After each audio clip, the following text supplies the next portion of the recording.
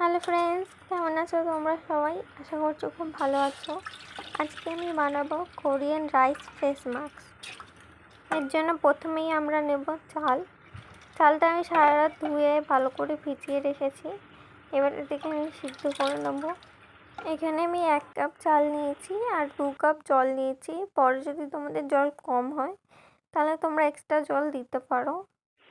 ভাতের ওপরে যে ফেনাগুলো আছে এগুলো তোমরা ফেলে দেবে। আমরা ভাতটাকে ওভার কুক করে নেব। ভাতটা যখন হয়ে আসবে তখন আমরা গ্যাসের ফ্লেমটা অফ করে দেবো। দিয়ে ভাতটাকে একটু ঠান্ডা করে নেব, নিয়ে মিক্সিতে ভালো করে পেস্ট করে নেব একদম মিহি করে। এবারে দেখো আমি পেস্ট করে নিয়ে চলে এসেছি। যেহেতু এটা একটু গাঢ় হয়েছে তাই এতে একটু দুধ দিয়ে আরেকবার পেস্ট করে নেব যাতে এটা আর একটুখানি মসৃণ হয়। যদি তোমাদের কাছে দুধ অ্যাভেলেবেল না থাকে তাহলে তোমরা জলও ইউজ করতে পারো, কিন্তু যদি তোমাদের কাছে দুধ অ্যাভেলেবেল থাকে তাহলে চেষ্টা করবে কাঁচা দুধ দেওয়ার।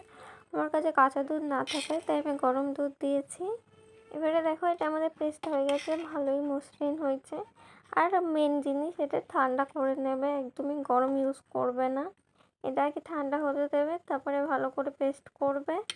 তারপরে এটা একটা আমি জারে তুলে নিচ্ছি। আজকের ভিডিওটা এতটুকুই রইল। নেক্সট ভিডিওতে আমি এটা দেখিয়ে দেবো আমি এটা কেমন করে ইউজ করছি। ভিডিওটা যদি ভালো লেগে থাকে লাইক, কমেন্ট অ্যান্ড শেয়ার করে দিও, and subscribe to my channel. Bye bye.